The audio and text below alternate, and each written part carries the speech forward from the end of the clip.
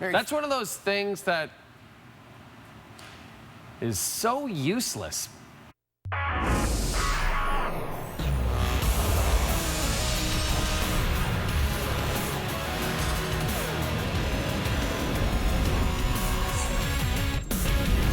NBA Finals, Game 3, Lakers and Heat. LeBron has never lost the series after going up 2-0, and the Heat were still without Goran Dragic and Bam Adebayo. Second quarter, we're doing a show.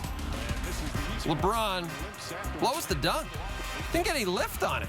Rajon Rondo passing to no one. Lakers, 14 first-half turnovers. They're moving something here in the studio. I'm not sure what. Jimmy Butler averaging 24 points in the finals, throws it down and then strips the king before dunking the other way. Butler, 19 and a half. Heat up by 4. We're going to the third. Kyle Kuzma bites on the fake from Butler. None the hesitation, none the drive. And then Andre Iguodala, beautiful pass to Kelly Olynyk. Canadian. Iguodala, by the way, playing in his 6th straight finals. Andre Iguodala. Fourth quarter action now. There's no Butler way to get back in front of LeBron James. Kicks it back to Olynyk. Canadian, 17 points for him. Then LeBron called for the travel. What, in the finals? And another travel. Second travel of the quarter, by the way. He had 8 turnovers. One-on-one. Butler against Contavious Caldwell-Pope. No problem there. And then Jimmy Buckets. Butler the drive, the runner, he banks it in. Oh, what a masterpiece from Jimmy Butler. That's how you He was 6 of 18 shooting. He was 6 of 18 shooting, did score 17 points.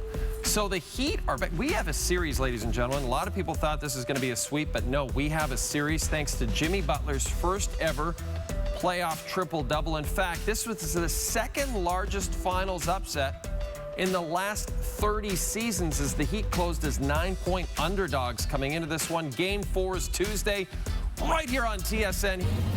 All right, really looking forward to that Game 4 Tuesday on TSN. Jimmy Butler, the third player in NBA history to record a 40-point triple-double in the NBA Finals. He joins Jerry West in 1969 and LeBron James in 2015.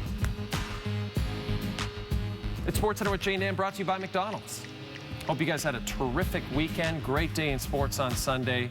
And of course, week 4 of the NFL continues with a couple of teams with, well, one has a massive fan base. But the Cleveland Browns have a shockingly large fan base here in Southern Ontario. And they've had to deal with a lot of, well, garbage football for a long time. If you liked offense, you love this game. And 25,000 fans in attendance for this one. It's, Why? It's Texas. Browns and Cowboys, despite a 1-2 record, Dak Prescott entered leading the NFL in passing yards through 3 games. Baker Mayfield from nearby Austin, Texas, playing in Dallas for the first time since college. Cleveland 1-18 over their last 19 games in October. Early first, some trickery. I think when you watch that film from Seattle last week, even though you want to run the football, you've got to test that secondary. Landry looking to throw it. Gonna get it deep for Beckham. He's got it for the touchdown. The trickery from Cleveland. It's a bomb from Landry to Beckham. 37 yards and a score. Our good friend Kevin Burkhardt with the call on Fox. Cleveland on their opening drive, a double reverse. Landry, perfect ball for Odell Beckham Jr. Landry 2 for 3 in his career on touchdown passes. Second quarter, Dallas up 7. Mayfield finds Beckham Jr. His second touchdown of the game. OBJ had just 1 touchdown going into this one. Picks up the first 2 for Cleveland. Third quarter, 31-14 Cleveland. Kareem Hunt runs in his second touchdown of the game. The Browns scored 34 unanswered and head into the fourth in complete control, leading 41-14. That seems insurmountable. But hang on. Dak Prescott already led his team to a 20-point comeback in week 2, the Cowboys' lone win of the season. A 19-point game. Prescott to Dalton Schultz. And touchdown, plus the 2-point convert to make it an 11-point game. After a Browns 3-and-out, Dallas with the ball just under 4 minutes ago. Prescott to the rookie CeeDee Lamb. Second touchdown of the game. Prescott throwing for 502 yards and 4 touchdowns. Dallas was down 27 to begin the fourth. They make it a 3-point game. Cleveland needing a big play of their own.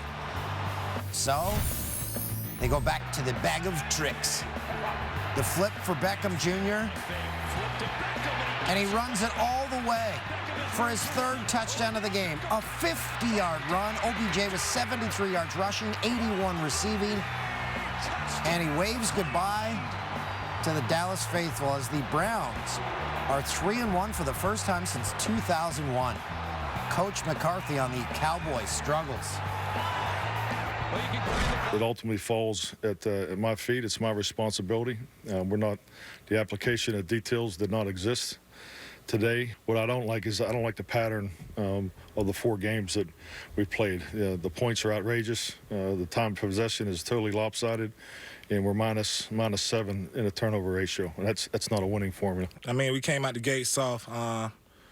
You know, and in different words, I can call it something else. We keep hurting ourselves on offense, putting our defense in a bad spot, and that's what's not starting fast enough, and that's what's been killing us over the past few games. And once again, it's what hurt us tonight. And as you said, yeah, that's definitely frustrating. It's just making the same mistakes over and over.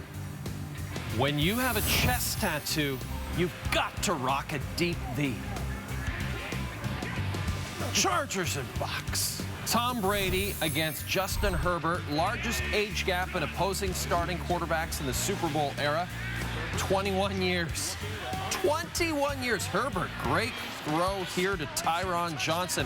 First career touchdown catch. The rookie has a 53-yard TD. Herbert threw for almost 300 yards and 3 touchdowns.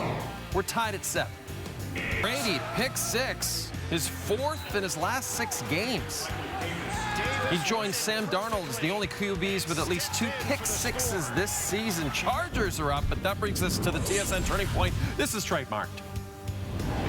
Minute to go in the half. Chargers up 17. Josh Kelly fumbles. Bucs recover at the 6.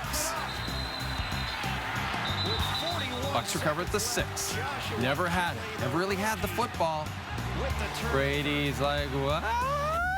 After a few incompletions, made it 3rd and goal. Brady to his #1 target, Mike Evans.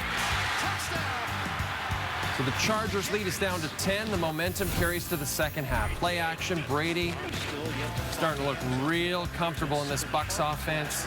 O.J. Howard in the end zone. 28-yard score. Now it's a 3-point game. Chargers miss a field goal, and here comes Brady again to Scotty Miller. Scotty Miller. Is that beautiful or what? Perfectly thrown. Next play. No, you're right, Ian Eagle, on the Tiffany Network. Brady back to Miller. Brady's 4th TD. 21 unanswered points for the Bucs, and they're still going. Brady to Keyshawn Vaughn. Great name. Brady threw 5 TD passes to 5 different receivers. He has never done that. Ever. He improves to 3-1. Here he is on the comeback. We put ourselves in a pretty good hole, and we're going to have to dig our way out of it. And that's just the way football works sometimes. And just got to tighten some things up. Glad we came back. Defense made a big play for us for the end of half, and that got us, ignited a little bit. Had this been last year, we'd have got our ass beat by 20. How can you not believe in him? He's the greatest to ever do it. So we just go in there and follow his lead, and we know he's going to get the job done, so we just got to do what we do and help him out a little bit. Yeah, I like this Scotty Miller kid. He's enthusiastic. Okay, Tom Brady tied with Peyton, 2nd most career games with 300-plus passing yards, 93. As you said, Bruce Arians said it last year, they would have been beat by 20. 6 teams went into Sunday at 3-0. Buffalo Bills, one of those teams. They did the exact same thing last season, then ran into the Patriots in Week 4. This time around, the Raiders fell on the Bills' Week 4 schedule. Completely unrelated, did you know that Buffalo quarterback Josh Allen is planting 1,000 acres of pistachio trees on his family farm in California? And what is he going to name his pistachios? Josh's Nuts. Now that interesting? Bills Raiders entering week 4. Josh Allen tied for the NFL lead this season with 18 passes for at least 20 yards, including 3 of longer than 40. On the opening drive, Allen facing 3rd and 1 off play action fake. Allen looking end zone. Wide open. Gabriel Davis, 26-yard touchdown. Allen throwing 2 passes over 20 yards on the opening drive.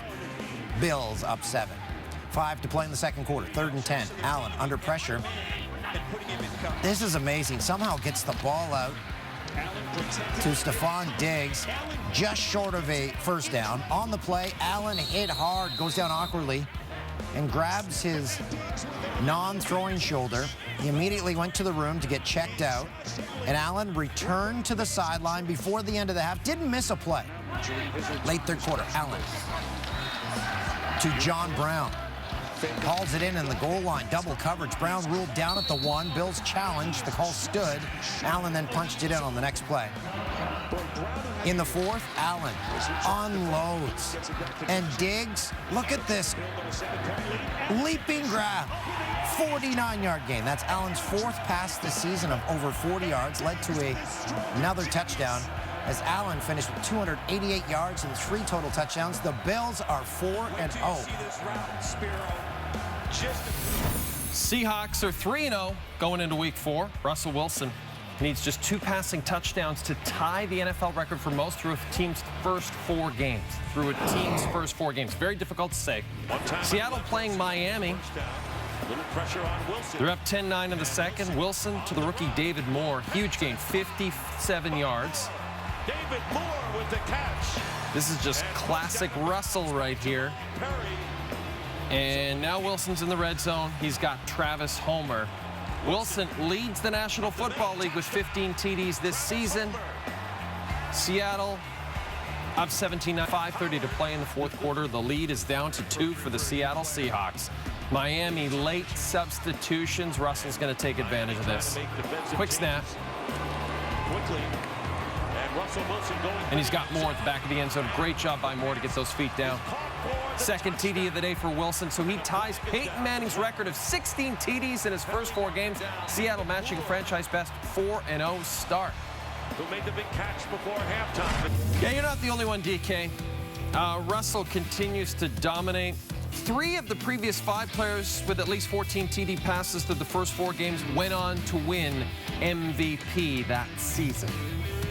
Still to come when bad blood boils over. Find out what caused all the chaos in the Rams and Giants game next.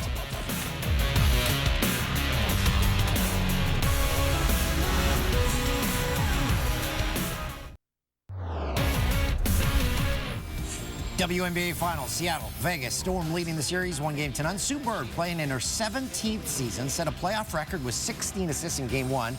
Got a shout out on Instagram from LeBron James, who's also playing in year 17. James running, who said records couldn't be broken in your 17th season. Bird responded, "I feel seen. Thank you." Back at you. First quarter. Bird, no-look pass to Alicia Clark. Hits the triple. Bird had 8 assists in the first half. Seattle up 6 at the break. Third quarter tied at 62. Bird to Breanna Stewart from distance. Seattle pulled away in the 4th quarter. Bird finished with 16 points and 10 assists. Her 9 playoff games with 10-plus assists are the most in WNBA history, as Seattle takes a 2-0 series lead. E-Talk begins right now. Jalen Ramsey and Golden Tate's sister have 2 children together. Seems like those 2 should get along great. One problem, Ramsey left Tate's sister last summer during her pregnancy to date a Las Vegas dancer. They've had words on social media, but Sunday they took the family rivalry to the field. Giants and Rams, there's Danny Dimes. Danny Dones. It's Daniel Jones. Field, open a donaire shop. Danny's Jones. Daniel Jones using those legs. This is a useless, completely useless highlight. Let's start here. 4th quarter. Jalen Ramsey. I just mentioned him. He and Golden Tate do not like each other, and Ramsey throwing Tate down after the reception. I mean, just... Isn't that like The Rock's finishing move? This is an incredible reception. Wow. Incredible interception to seal it for the Rams. And tempers flare between Tate and Ramsey after the final whistle. Two of them squaring off at midfield. Huge scrum ensues around them. This is, wish we could see Ramsey and Tate a bit better. Saints and Lions, Drew Brees with an average pass distance of under 5 yards going in. Lowest by any player since tracking began in 2006. Very first Saints play from scrimmage. Brees throws, passes tipped, intercepted by Darryl Roberts. Lions jump out to a 2-score lead. Saints coming off back-to-back losses. Brees still without his top target, Michael Thomas, on 2nd and goal. Brees to Traquan Smith. And touchdown. Thomas on Twitter saying he texted Smith before the game. He's giving him some advice. Final minute of the half. Brees from the 20-yard line. Throws it up to Smith again. His second touchdown catch. Brees finished with 246 yards and 2 touchdowns as the Saints get back in the win column. They're now 2-2. Ravens and Washington football team. Washington with a special surprise for Coach Ron Rivera. 450 fan cutouts in a special section called Coach's Corner, all in support of his battle with lymph node cancer. Yeah, you see Andy Reid in there, Sean McDermott. That's pretty neat. Lamar Jackson threw for only 97 passing yards in the Ravens' Week 3 loss to the Chiefs, the lowest of his career as a starter. Second quarter, Jackson. The first rushing touchdown of the season for Jackson, a career-long 50-yard run. Since the start of 2019, Jackson leads NFL quarterbacks in rushing yards per game. Ravens with the lead. Later in the frame, Baltimore in trouble on 4th down. Fake punt. Kicker Sam Cook completes a 15-yard pass for a first down. Cook is now 7 for 7 in career passing. Continues to drive for the Ravens. A few plays later, Jackson to Mark Andrews. In the end zone, completes the 25-yard score. Jackson has won all 20 of his starts when leading to the half. Baltimore up 11. Coach Rivera needing a little help to get to the room at halftime. He was trying to sit down whenever he could. He said he never does that, but doing everything he can to conserve his strength. And the third, Jackson once again finds Andrews for his second touchdown pass of the game. Redemption for Jackson as the Ravens win their 8th straight on the road, moving to 3-1.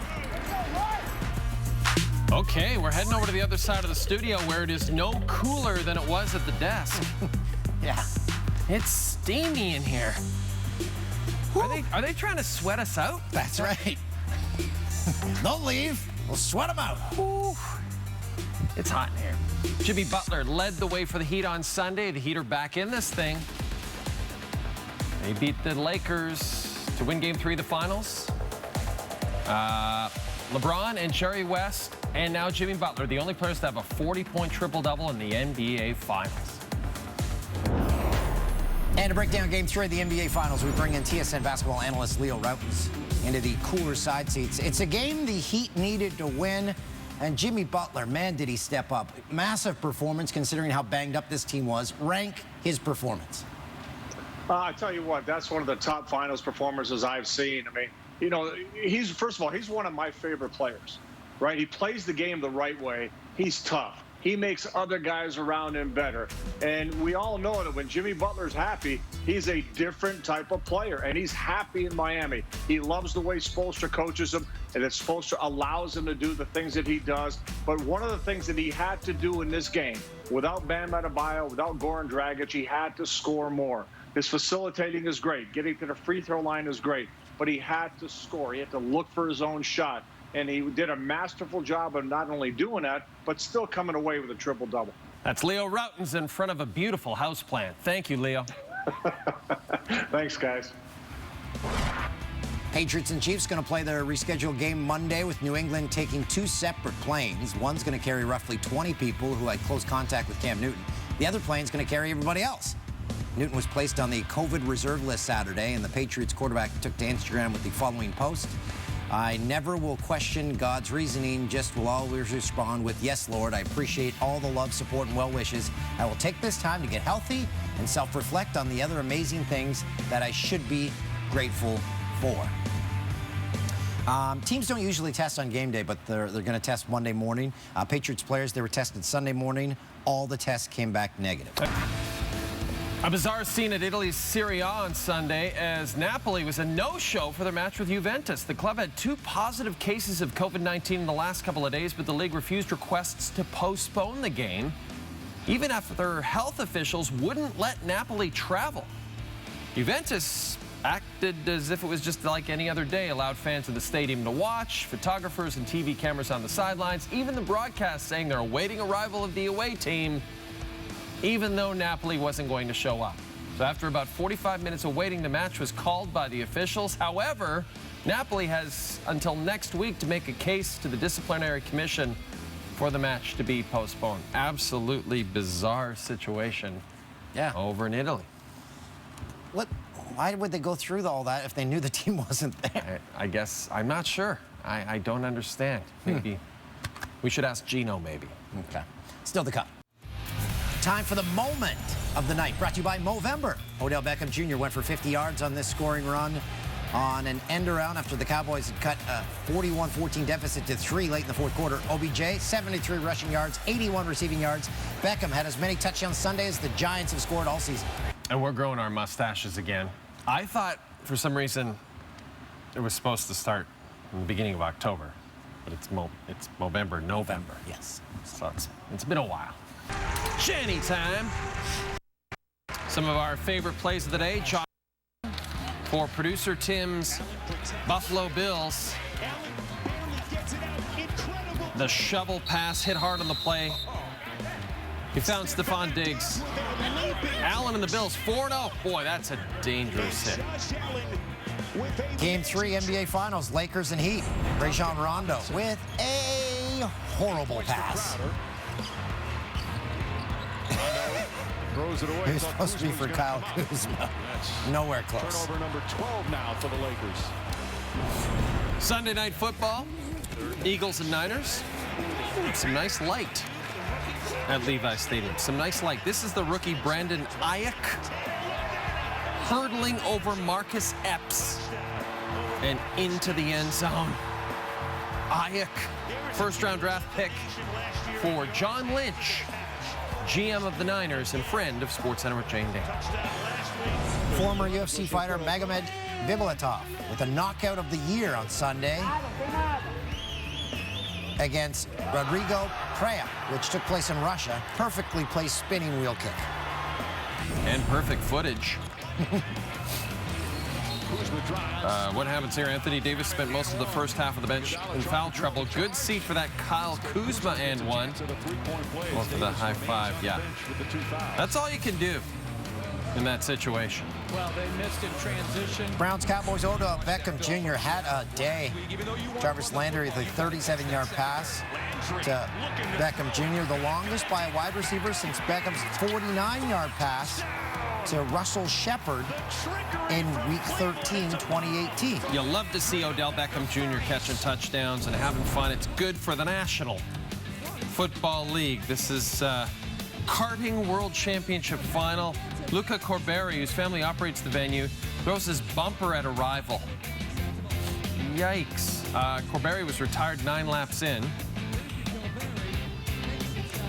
The marshal's like, he says to the marshal, yeah, my family operates this venue, so I'll just do whatever I want. Don't throw car parts at other cars. That was frightening. More frightening, I thought, was that late hit on Josh Allen. If I'm a Bills fan, I don't like to see that. Hey, highlight of the night is next. It is.